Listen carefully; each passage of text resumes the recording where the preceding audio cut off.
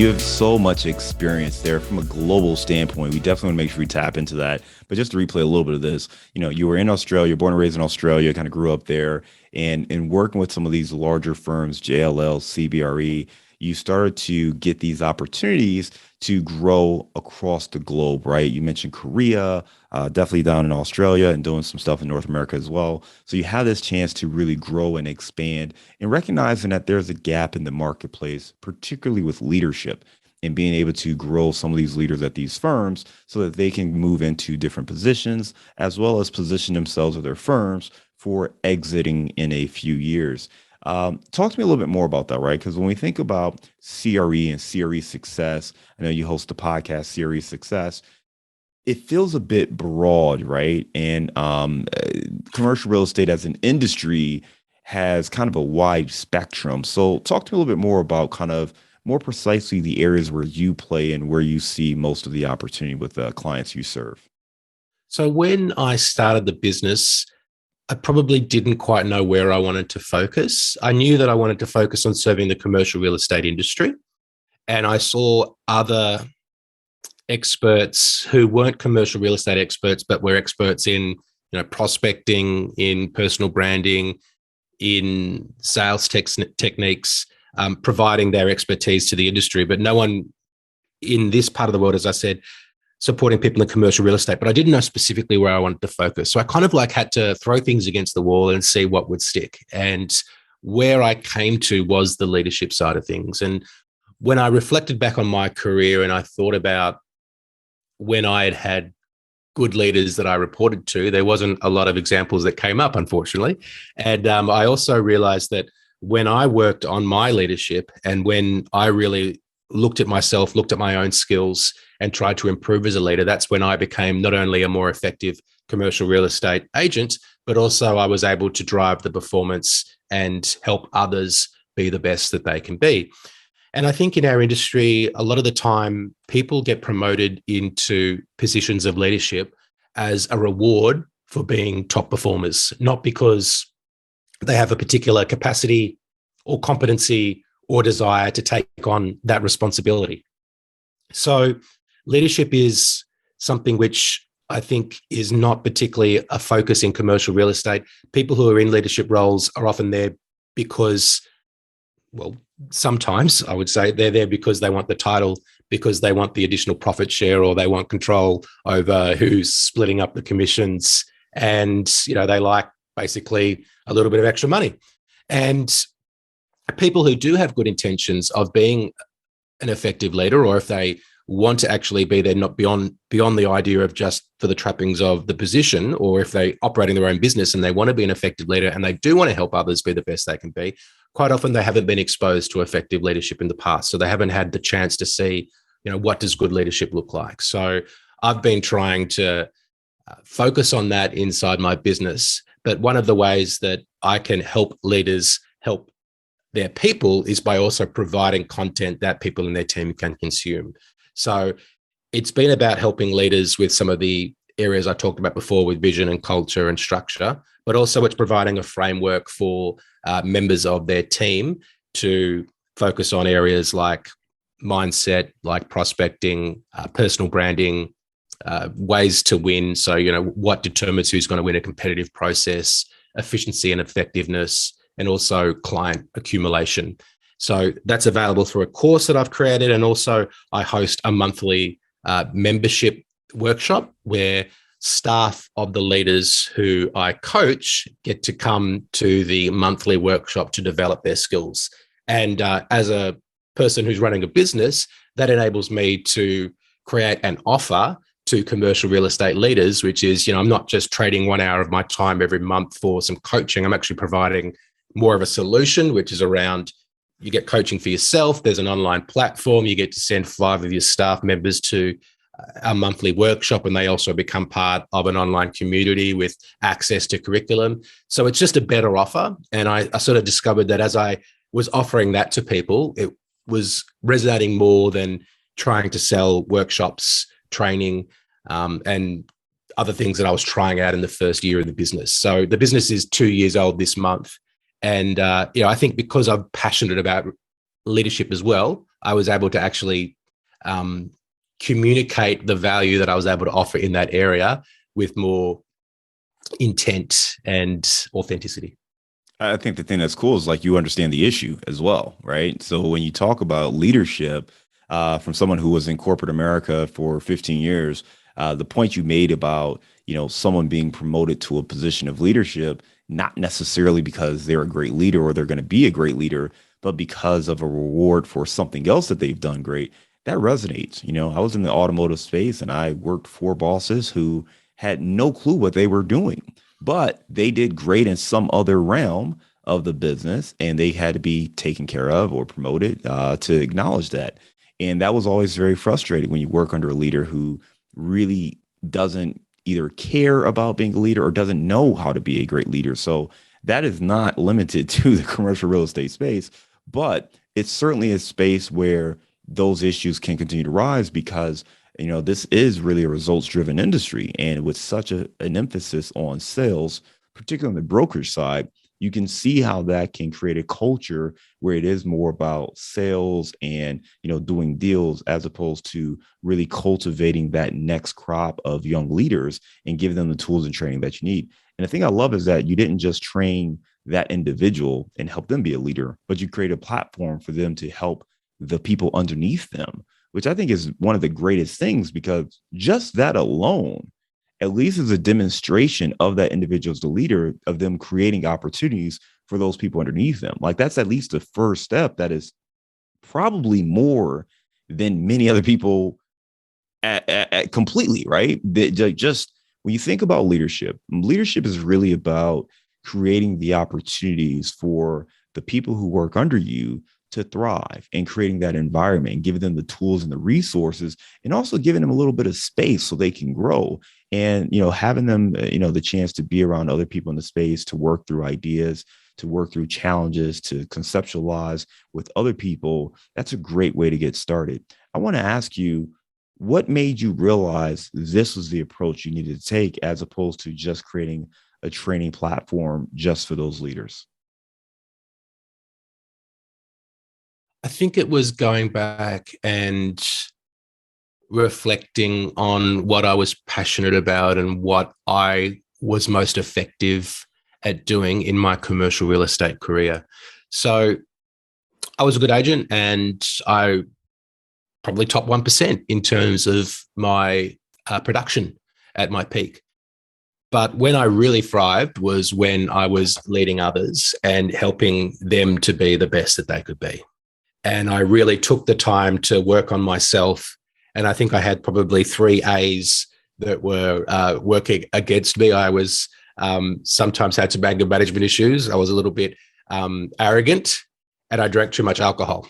So once I realized that I needed to work on those things, and the alcohol unfortunately came too late, but I was definitely working on the arrogance and also the anger management. And when I really worked on those things and really focused on eliminating some of my blind spots and these areas of emotional intelligence, which are important to not only a leader but also to one's performance in commercial real estate, that is when I was able to become a really effective leader. And I realized that this is something that I can help others with. And as I started to read more books about my own entrepreneurship adventure since I started this business, and understanding more about the way that you set up a business, the way that we want to make it able to grow beyond our own production, then this was like, okay, these are the sort of things that I could be talking to commercial real estate leaders about as well. And they were things that I inherently understood because I'd led big businesses. And I think people who are running their own commercial real estate businesses, they do want support. They do want help. They're in that position because they want to make a difference. They want to leave some sort of legacy in terms of the business that they're growing, whether it's providing opportunities for people who are coming through the door, whether it's selling the business for some big amount of money when they decide to retire. And these are all things that I can help people with. So I guess the other way to answer your question is that the first year of the business, it went okay, but it didn't go great because I didn't really have enough of a focus on what it was that I was trying to do. And like you said before, it was just a little bit too broad. And I think once you, the riches are in the niches, they say in the United States. We say niche, not niche in Australia, but it rhymes nicely. So I like that one. The riches are in the niches. So, niching down and really saying, okay, I'm here to support people who are leaders in commercial real estate, I think has allowed me to have a more effective messaging strategy and ultimately to resonate more with the people who I'm trying to speak to. What does it take to go from being a good real estate agent or commercial real estate agent to a good commercial real estate leader? I think the first step is to be doing it for the right reasons. And that is because, like you said before, the role of a leader is to help other people to be the best that they can be, to create the environment where they can succeed. So if you're doing it for the title, if you're doing it for the profit share, if you're doing it because you want to be in charge of other people, if you're doing it because of your ego, then that's probably the wrong reason. I don't think you necessarily have to be a natural leader or have those attributes which make a so-called good leader, because there are many different attributes. There are many different ways that you can be a good broker, a good leader, a good investor. There's not one particular type that's going to be effective. I think it's more about having the intention to be an effective leader and to do the work on yourself that's required to be the best leader that you can be. And if you set the intention to be the best leader that you can be and do the work on yourself to help you achieve that, then you'll improve as a leader, because leadership is a skill. Yes, there are some inherent attributes which make some people more predisposed to leadership than others, but I think everyone can be a better leader if they decide to be. So I think it's about just saying, yes, I want to do this. I want to take on the responsibility. I understand that my leadership is about the people who I'm leading. It's not about me. Although my role in this leadership is to do the work on myself, to eliminate those blind spots and to make sure that I'm creating the environment that is going to help other people succeed. If you don't want to do that, then you're better off being an individual contributor, because you'll make more money. Because the leadership stuff, some people might get attracted to the idea of, oh, I'm controlling the commission splits, or, oh, the company's going to give me an 8% profit share for the business that I'm running. But, there's going to be taking you away from where you're most effective if your heart and soul is not really in the leadership side. So, it's about deciding to actually be an effective leader if you're doing it for the right reasons, in my opinion. All right, appreciate that. You've had the ability of touching people from all sorts of different countries, specifically Korea and Australia, and doing some work in North America as well. I want to understand, when you talk to different leaders, especially in these different countries and different cultures, what are some of the differences that people need to be mindful of when trying to grow as a leader and working across these different countries and different cultures? So in Asia, I think that there is less of a focus on the individual and more of a focus on the importance of the group. And the simplest way that I learned this when I moved to Korea, when I did some cultural awareness training, was that I was shown how there was two things. One was the way that Korean names are said. So you put the family name first and then the given name, and that's your name. And obviously in Western culture, we put our family name last and we put our given name first. And that was just a very literal sort of way to demonstrate that the group is more important than the individual. The bigger is more important than the small. So the way that they quote the date in Korea is year, month, day, rather than, I think you guys go month, day, year. We go day, month, year in Australia. And it just shows that bigger is more important than the smaller. And I think that the group really matters. And I think in an individual-based performance, in an industry where your individual performance is really something that matters, there is still an increasing focus on the group, the culture, the way that we interact with others coming into Western culture. And I think when people are working from home more and they've got more choices about where they want to work, there's going to be even more of a need for leaders to provide an incentive for people to come into work. So I don't know if we should go the full group over the individual that exists in Asia, but that's one thing that really sticks out to me, the importance of the group. And the other way it was kind of described to me when I was in a leadership position was kind of like the difference between like a grandfather and a father, or a grandmother and a mother. And as in your early days of leadership, when perhaps you're running a small team, you're more like the dad. You've got to discipline. You've got to be the bad cop and the good cop. But when you're grandfather, you can just play good cop. And I think when you're at a very senior position as well, it's not really up to you to be disciplining people who are very low or, a couple of rungs below you. It's more about providing that strategic direction, that guidance. And I just think that in Asia, there's just sometimes a bit more of a focus on family or focus on the group and, and relationships and, taking things maybe a little bit slowly. It's less direct. It's more circular, less linear. And, it requires a bit more patience, but, maybe we can all learn to be a little bit more patient and a little bit less direct at times. It can be frustrating, I think, because you sort of want to get to the point sometimes and it doesn't happen quickly enough. But I think when you look at the world nowadays, that maybe there's something in that in terms of just taking a bit more time and being a bit more patient and focusing more on the group and getting to understand people and focus on relationships and all of that good stuff. Yeah, lots of good lessons there. For anyone who wants to learn a little bit more about some of the stuff you've got, they can check out your website, cresuccess.co /links, as well as the podcast, CRE Success, the podcast. Be sure to check that out. I want to switch gears a little bit because many of our listeners are actually investors, right? We definitely have some real estate agents and some real estate brokers and other real estate professionals, but many of them are investors. So from your standpoint, between your own experience and all of the agents and brokers that you've worked with over the years, what are some things investors can do to stand out with an agent when they're trying to build that relationship?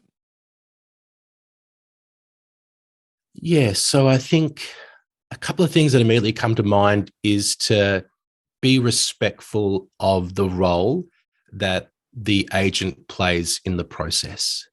So I feel like sometimes people treat their lawyer and their accountant and other professional service providers with a little bit more respect than they treat their broker for whatever reason that is. Maybe that's because there's a degree that is attached to being a lawyer and an accountant, then there isn't necessarily a degree. It's more of a kind of a certificate of qualification that's attached to being a commercial real estate broker. But the commercial real estate broker has a very important role to play in the process. In fact, given deal origination always involves the broker, and sometimes the accountant or the lawyer can come later, I would think that they're actually very important to the process. So I think treating that person with respect, that can be through, how responsive you are to them, letting them know, communicating, yes, this is what I'm looking for. No, it's not what I'm looking for. So they can focus more on bringing you quality opportunities, being upfront and honest about what your capacity is for investing in terms of an ability to execute within a certain time or within a certain financial range. I think these sort of things that make it clear for a commercial real estate agent to understand how it is that they can work with you effectively will go a long way to demonstrating that you're not someone who's going to be taking advantage of their time or not respecting their role in the process. So that would be the first thing that comes to mind is respecting the role of the process of the commercial real estate agent. That's a really good point because, first of all, it starts with the broker typically, right? When you're talking about finding that deal, that starts with that broker relationship. So that's really important just so you have access to these opportunities, but recognizing the importance of the role that this broker plays, particularly in commercial where that broker may be a dual agent and representing both the buyer and the seller. And there's a lot that goes in there. It's not the residential space where you have your broker, they have their broker, and you just, fight it out and hopefully you get a deal done. In a lot of cases, this broker truly is representing the entire deal and trying to put two people together based on their interests. So having that respect for the opportunity and for that process definitely makes a lot of sense. And I know a lot of people kind of slip up on that from time to time, but maybe you can give us a little bit more context as far as like, what are some best practices to make sure that we put ourselves in good graces of the broker? Replying to emails with the outcome or the response rather than just saying, okay, I don't want that and leaving it. Like that would be a quick one for me. Like just saying, hey, John, that's not right for me, but thanks for letting me know about it, Darren. like a simple thing like that, as opposed to just not sending a response, is going to help the commercial real estate agent. It's just good manners to let someone know whether you like what they've taken the time to send you or not. And it means that the agent, the broker, doesn't need to follow you up with, did you see this? Want to know if you're interested? So a simple thing like that would, communication, over communication is always a good thing, because, we're all busy, we miss things, and the person who has sent you the communication or the information may think that you've just missed it. So they're going to be chasing you if you don't let them know. So always respond, thank people for their time, even if it's not of interest. I think that's going to keep you top of mind as a person who is friendly and cooperative to deal with, because we want to deal with friendly and cooperative people, particularly in a hot market when there's a lot of buyers around and maybe there's a bit more choice in terms of who is being presented with opportunities. It's those people who are friendly and cooperative are going to be getting more of them coming across their desk. Another one that comes to mind actually is introductions to other lawyers, accountants, other people who are involved in the process that you can introduce that aren't competitors of yours, but can still be of use to the broker. So I get that you don't want to introduce other investors because they could be competing with you on a deal. So it's not in your interest maybe to introduce them. But it might be of interest to introduce your vendors to an agent, and then they can develop a relationship which can help them introduce parties that they see as mutually beneficial if they're working on a deal. I think trying to expand their network, trying to find a way for them to have more ways to trade information is going to be really helpful. And it's all about just giving something that you're in a position to give that doesn't take away from you. So one way would be to share your relationships with people who are relevant to a commercial real estate agent. So that would be another best practice. And one more maybe would be, and in commercial real estate, we call this a 5-star client, right? So have a 5-star investment criteria. And by that, I mean, you just have 5 attributes of what you're looking for. And, it's 50 units, it's X price, it's less than 20 years old, it's, whatever else that people in multifamily are looking for, I'm not sure. But you just list off the 5 attributes. So it's like, oh, okay, now I know what this person's looking for. So I can focus on bringing you those types of opportunities. But also when you tell someone what you're looking for, they're more likely to see it and associate that with you. So you're actually planting the seed that those opportunities are going to come back with you. So you're actually making it more likely that you're going to get more specific and relevant opportunities, but you're also saving the other person some time because they're not just sending you a bunch of stuff because they don't actually know what it is you want. So you probably know what you want. At least there's probably at least 5 things that you can identify that what you want. And you're not saying that I'm going to buy it if it's got these 5 things. You're just saying these are the types of opportunities I want to see in front of me. So yeah, define your 5-star opportunity and give the broker the opportunity to bring you those because you've actually told them what it is that you want. Hey, great stuff, Darren. First of all, you said be responsive. Respond to the broker, let them know what you like about the deal, don't like about the deal, if you're in, if you're not in. Make sure you respond.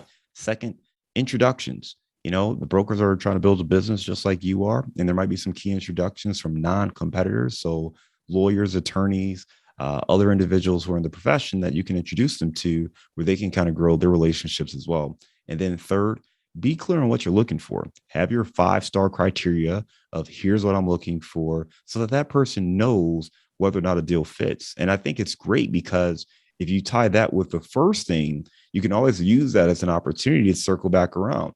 Hey, Darren, thanks for sending me this deal. This one doesn't fit. I'm looking for, as I mentioned to you before, I'm looking for a property that has this, and this. If you have one of those, I'd be happy to take a look at it because that person may have that opportunity, but they forgot because they're working with a bunch of other investors. So if you can use that as a chance to remind them of what I'm looking for, now I can go and say, you know what, I might have something or I don't have it today, but thank you for responding and reminding me. Now I can keep that in mind as I'm having more conversations. So I think that's gold, just really great insights from a broker himself who was telling you that be responsive, make sure that you are adding value to them through introductions, but as well, make sure you let them know what it is exactly you're looking for. Great summary. Thank you. So Darren, with that noted, part of what every investor is looking for is that broker relationship where they kind of are getting these, off-market deals kind of fed to them before the masses get a chance to take a look at them. Obviously, from a broker standpoint, you're looking to do business and grow kind of, their sales and grow from that perspective. When you think about that marriage of the relationship, particularly from a broker's viewpoint, what can an investor do to ensure that they are kind of that first option when it comes to doing deals and building that relationship? Yeah, I think it's about being a person who respects the broker's role in the process. And part of the way that you show respect is just by being respectful and being a person who is friendly and cooperative and that is nice to deal with. Also, you want to be able to do what you say that you can and will do. So if I'm going to be bringing you an off-market opportunity, then I want to know that you're not going to let me down with an inability to execute if I'm bringing you that opportunity. So you need to be direct and tell me that, yes, this is something that I've got the capacity to move on, or no, it isn't. Or at least just be open and honest about where you're at in terms of your ability to handle that particular opportunity. Because if I'm bringing it to you, then I'm putting my reputation on the line with my vendor. So, and again, I think it's about being clear about the types of things that are of interest to you. Because if I'm trying to move something off market if I don't have the authority to go on market, or if the vendor's preference is to do something off market before going on market, then there's only so much. I'm up against the clock, and obviously it could be in my interest to do the deal before that time period comes to an end, and then we would move to on market, or when my authority ends. I want to make sure that I'm putting it in front of people who are able to help me, earn the fee on the transaction. So, be someone who can do what you say you can do, and let me know what it is that you want. So, basically help me help you by bringing things to you that are relevant to you and that help me get the deal done for my client. I think the big takeaway there is, one, be a person people want to do business with, right? Because brokers are people first and foremost. So be somebody that people want to do business with. Do what you say you can do, right? Or at least follow up, be clear, communicate, and make sure you're building a relationship. Communicate as much as possible. Let them know what you can do, can't do, what your criteria is. And if you follow up with those things, you should be able to do great deals in this market. Darren, we're going to move on to our round of insights. Are you ready? Ready. Give me a failure or an apparent failure that set you up for later success. So it was probably coming out of university. I didn't get any of the jobs that I thought I was going to get in management consulting firms, but that failure led to me moving into commercial real estate, which has been pretty fortuitous for me. So it felt a little bit humbling at the time to be going for interviews and not getting them, but here we are now. So I guess it all worked out in the end. Give me a digital or mobile resource you recommend for your business. Hubspot. So, you've got to use a CRM. You've got to have a way to track opportunities, to store information about, your pipeline, about deals that you're working on. And I use Hubspot. I don't endorse Hubspot. You can use whatever CRM you like. But it's better than the Frankenstein method, which is relying on Post-it notes and your memory and pop-ups on your calendar and your notepad and all the rest of it, right? I was a late convert to CRMs and pipeline management, one system, one tool, but my business has improved since I started using it, and I kind of like being able to see everything on a dashboard. So HubSpot for me, but any CRM and pipeline management tool for your listeners. Give me the book you've recommended or gifted the most in the last year. Yeah, it's Built to Sell, and that's by a guy named John Warrillow. And it's about this guy. It's a story, sort of like a fable, but it's about how you can systemize your business so it can scale beyond you. And that, in fact, when I read that, and that really helped me understand, okay, this is what I want to help people in commercial real estate with. Because in commercial real estate in Australia, when you're selling your own agency, it's generally you're just selling the book of property management income that you have. And it's not so much based around the more variable income, which is the transactions income. But I believe that there is a way to systemize your transactions income, and the more systemized and predictable it can be, and the less reliant it is on you, and the more it is about the system and the people that you have in the business that's producing that income, the more saleable or attractive it becomes to a future buyer. So that is the book that I've been recommending to my clients and giving to some of them. What's a daily habit that helps you stay focused on your goals? Running 5 kilometers 5 days a week. So yeah, I've been consistent at that for years and years. And, it stops me from putting on too much weight, even though I love eating junk food. It's just a place for me to have to myself 30 minutes a day to clear my mind. And I like the fact that I'm consistent and it provides a little bit of structure in my life. And it's getting harder as I get older. And probably sometimes it's more like 4 kilometers and then walking the final kilometer, but I'm still doing it every day. And I think that's a good thing, because it reminds me that I can stay consistent and keep my word to myself. There you go. All right. What's your number one insight for commercial real estate success? I think it's around emotional intelligence. So people often ask me, what's the one thing about commercial real estate? And when I first launched the business, I released an ebook called The 5 Ps of Commercial Real Estate Success. I've got a webinar that I've rolled out for a few corporate clients called 7 Keys to Success in Commercial Real Estate. But people don't come up to you and ask you what's the 5 things or what's the 7 things. Generally, they ask you what's the one thing, right? And I think the one thing is about emotional intelligence, about can you empathize with others? Can you keep yourself motivated? Can you have awareness of who you are? Can you control the way that you act? Do you have the right social skills that make you the person that people want to do business with and that others want to see succeed? And there are all these elements of emotional intelligence. So I think your emotional intelligence capabilities are that one thing that's most important to your success. And that it is something which you can improve. It's not fixed like one's IQ is.